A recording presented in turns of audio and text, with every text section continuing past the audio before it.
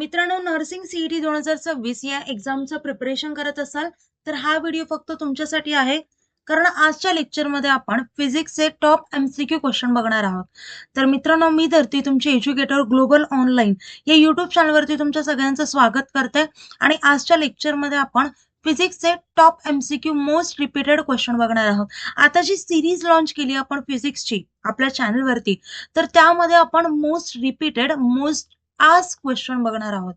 तर मित्रांनो, आता नर्सिंग सीईटी ही एक्झाम देऊन जर तुम्हाला नर्सिंगच्या टॉप कॉलेजमध्ये ऍडमिशन घ्यायचं असेल, गव्हर्नमेंट कॉलेजमध्ये ऍडमिशन घ्यायचं असेल, तर आपली लाईव्ह बॅच सुरू होती 8 तारखेपासून. तर ते लवकरात लवकर जॉईन करा.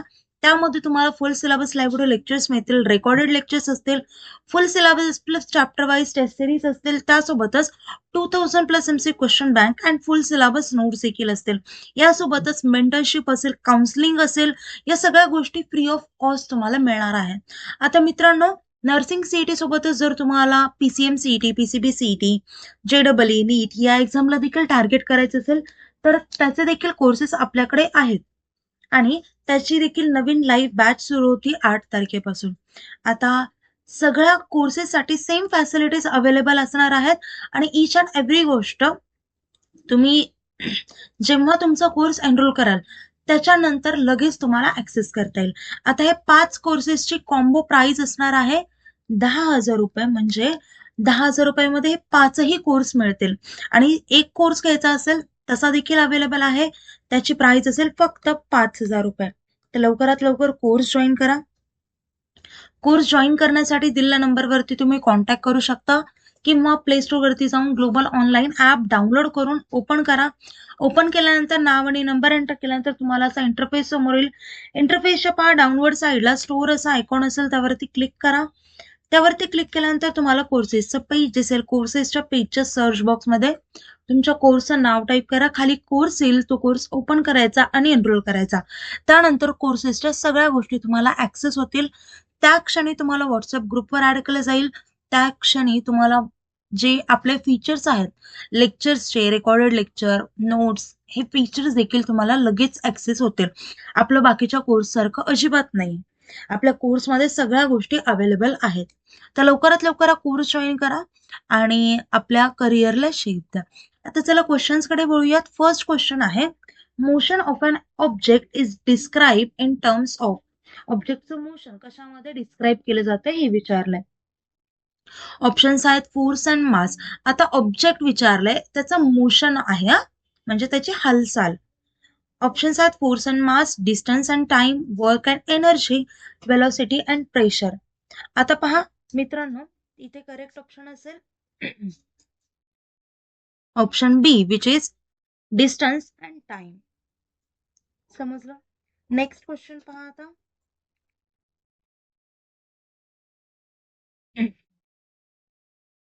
स्पीड इज काय असतं? आता इथे स्पीडचा फॉर्म्युला काय असतो? स्पीड इक्वल्स टू असतं distance upon time, right.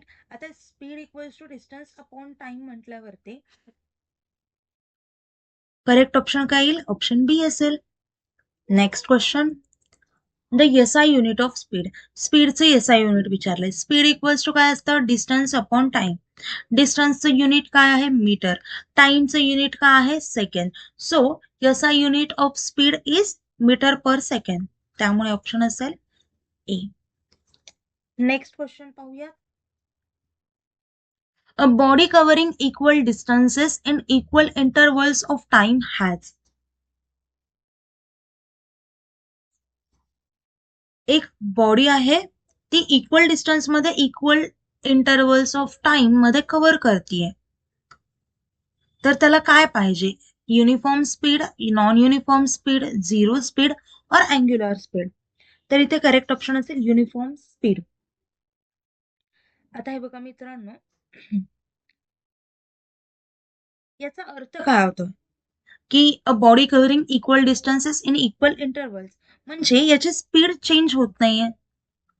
Speed does not change. त्यामुळे स्पीड कशी असणार आहे? कॉन्स्टंट.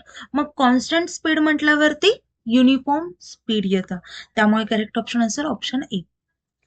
नॉन युनिफॉर्म स्पीड केव्हा येईल? जेव्हा स्पीड कॉन्स्टंट नसते तेव्हा येतं नॉन युनिफॉर्म स्पीड. समजलं? आणि हे बघा, आता झिरो स्पीड म्हणजे काय असतं, तर अजिबात मोशनच नाहीये. आणि अँग्युलर स्पीड हे रोटेशनच्या रिलेटेड आहे. आणि जे uniform speed, non uniform speed बद्दल बोलतोय ते लिनियर इक्वल डिस्टन्सेसच्या रिलेटेड आहे. समजलं? नेक्स्ट क्वेश्चन पहा. Velocity involves. वेलॉसिटी मध्ये काय काय असतं हे विचारलंय. ऑप्शन्स आहेत ओनली स्पीड, नेक्स्ट ऑप्शन आहे स्पीड डायरेक्शन, थर्ड आहे ओनली डायरेक्शन आणि फोर्थ आहे डिस्टन्स ओनली. तर मित्रांनो करेक्ट ऑप्शन असेल option B which is speed plus direction. Speed with direction. आणि ही कोणती क्वांटिटी आहे तर वेक्टर क्वांटिटी आहे, त्यामुळे करेक्ट ऑप्शन असेल B. Next question. If a car move 60 kilometre in 2 hours, its speed is. जर कार 60 किलोमीटरच्या स्पीडने जात असेल, डिस्टन्स कव्हर करत असेल, आहे बघा आपल्याला विचारलंय डिस्टन्स किती आहे, 60 किलोमीटर म्हणजे 60 किलोमीटर अँड टाइम दिला आपल्याला 2 hours. आता विचारले स्पीड, स्पीड इक्वल्स टू काय असतं, डिस्टन्स अपॉन टाइम. मग डिस्टन्स किती आहे 60, टाइम किती आहे 2 hour, मग काय येणार 30. 30 पण काय किलोमीटर पर अवर, त्यामुळे करेक्ट ऑप्शन असेल ऑप्शन सी. आता इन केस तुम्हाला कधी कधी क्वांटिटीज इथे किलोमीटर अवर मध्ये दिलं जातं, पण ऑप्शन मध्ये आपल्याला मीटर पर सेकंड मध्ये असतं, तर युनिट कन्व्हर्जन करत चला आणि त्याच्यानंतर आन्सर फाइंड आउट करत चला. Okay. Next question. The slope of a distance time graph gives. Distance टाइमचा जो ग्राफ आहे तर त्याचा स्लोप काय शो करतं. आता हे बघा, स्लोप जेव्हा कॉन्स्टंट असतं तेव्हा स्पीड ही युनिफॉर्म असते. बरोबर आहे. आता इथे म्हटलंय the slope of a distance time graph gives acceleration, speed, force और मोमेंटम. तर काय देणार, स्पीड देणार. कारण स्लोप जर इक्वल असेल म्हणजे स्लोप नसेल इन शॉर्ट, किंवा स्लोप कॉन्स्टंट असेल, कधी थोडस हाय होणार लो होणार असं काही नसेल, कॉन्स्टंट स्लोप असेल तर युनिफॉर्म स्पीड असते. त्यामुळे हे काय देतं, the slope of a distance time graph gives speed. आणि जर ते वर खाली असेल त्याचा स्लोप तर स्पीड चेंज होणार, मग ते नॉन युनिफॉर्म स्पीड मध्ये जाणार. समजलं? कॉन्स्टंट स्पीड असेल तर युनिफॉर्म स्पीड, स्लोप कॉन्स्टंट असेल तर युनिफॉर्म स्पीड. लिहून देते, कॉन्स्टंट स्लोप युनिफॉर्म स्पीड असणार, शॉर्ट फॉर्म मध्ये लिहिते. आणि कॉन्स्टंट स्लोप नसेल तर non uniform. Okay. Next question पहा आता.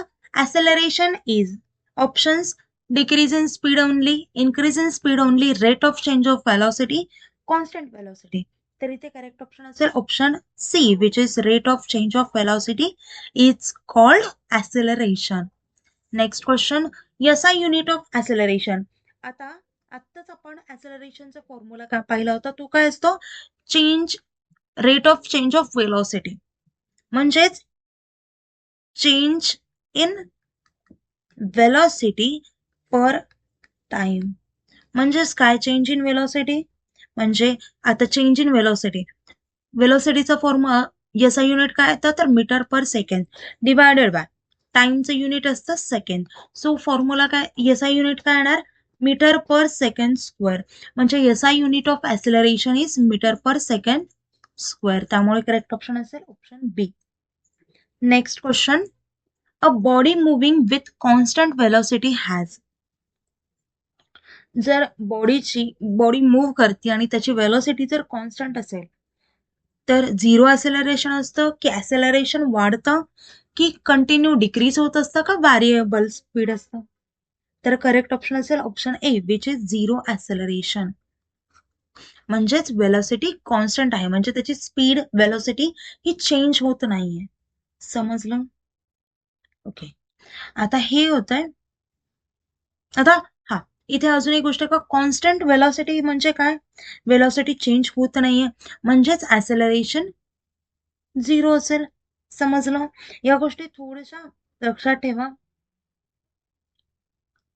ओके. चला, आता मित्रांनो या सगळ्या गोष्टी होत्या, हे MCQ होतं, काही जे विचारले जाऊ शकतात आणि सिरीजमध्ये आपण मोस्ट रिपीटेड क्वेश्चन्सच बघत आहोत. आणि जर तुम्हाला अजून डिटेलमध्ये स्टडी करायचं असेल तर आपला कोर्स आहे तो लवकरात लवकर जॉईन करा. आणि कुठल्याही प्रकारचे डाऊट असेल तर मग मला तिथे तुम्ही पर्सनल डाऊट असो किंवा एज्युकेशन डाऊट असो, कुठलाही डाऊट विचारू शकता. माझा कॉन्टॅक्ट नंबर सुद्धा मिळेल. ओके. तर अशा या सगळ्या गोष्टी आहेत, तर लवकरात लवकर कोर्स जॉईन करा. आता मित्रांनो, अजून नेक्स्ट जर तुम्हाला सिरीज पाहिजे असेल तर कमेंट करा की लेक्चर नंबर 5. मी नेक्स्ट व्हिडिओ या सब्जेक्टवरती नक्कीच अपलोड करेल. आता आपलं लेक्चर इथेच एंड करूया. Thank you. A nice day. Bye.